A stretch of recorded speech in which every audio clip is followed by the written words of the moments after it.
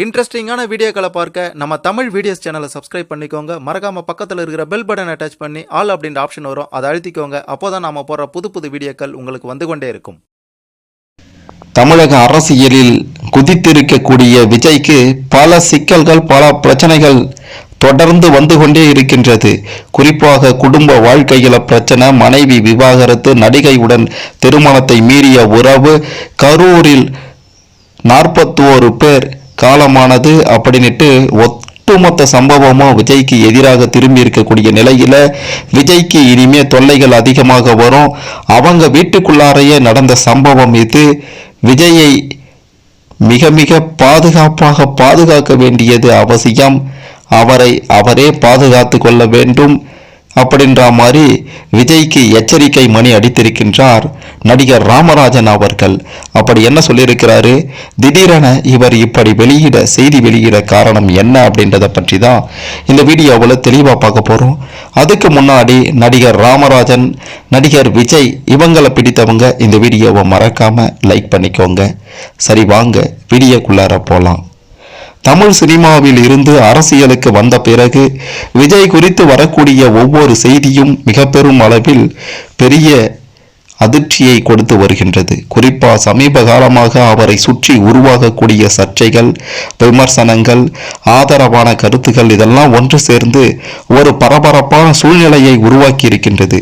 இந்த நிலையில் விஜயை பற்றி ராமராஜன் அளித்த செய்தி தான், சொன்ன தகவல் தான் தற்போது மிக பெரும் அளவில் வைரலாகி வருகின்றது. ராமராஜன் என்ன சொல்லியிருக்கிறார்னா, விஜயை மிகவும் நெருக்கமாக அறிந்தவராக நான் சொல்றேன். விஜய் தம்பியை சின்ன வயசுலிருந்தே தெரியும். அதாவது விஜயை சின்ன வயசுலிருந்தே தெரியும். நாங்கள் இருந்த வீட்டுக்கு பக்கத்துல தான் அவர்களுடைய வீடு. என் மனைவி நளினி, விஜயின் அம்மா சோபா சந்திரசேகர் இருவரும் நல்ல உறவில் இருந்தாங்க. அப்போது வீட்டுக்குள் எப்போதும் பாட்டு போட்டு ஆடிக்கொண்டே இருப்பார் விஜய். டம் டம் என்று சத்தம் கேட்டாலே அது அவர்தான் என்று தெரியும் என்று நடிகர் ராமராஜன் சொல்லியிருக்கிறாரு. மேலும் அவர் என்ன சொல்லியிருக்கிறார்னா, இன்று விஜய் எந்த அளவிற்கு வளர்ந்திருக்கிறார் என்றால் அதற்கு காரணம் அவருடைய முயற்சி. பல இடங்கள்ல அவமானங்களும் சோதனைகளும் வந்து கொண்டிருக்கிறது. ஆனால் அதை தாண்டி வந்திருக்கிறாரு. திறமை இருந்தால்தான் இந்த நிலை கிடைக்கும். இப்போது அரசியலுக்கு வந்திருக்கிறாரு, அதிலையும் வெற்றி பெறுவார். ஆனால் இனி அவருக்கு அதிகமான விமர்சனங்கள் வரும். அதை சமாளித்து மேலே வர வேண்டும்.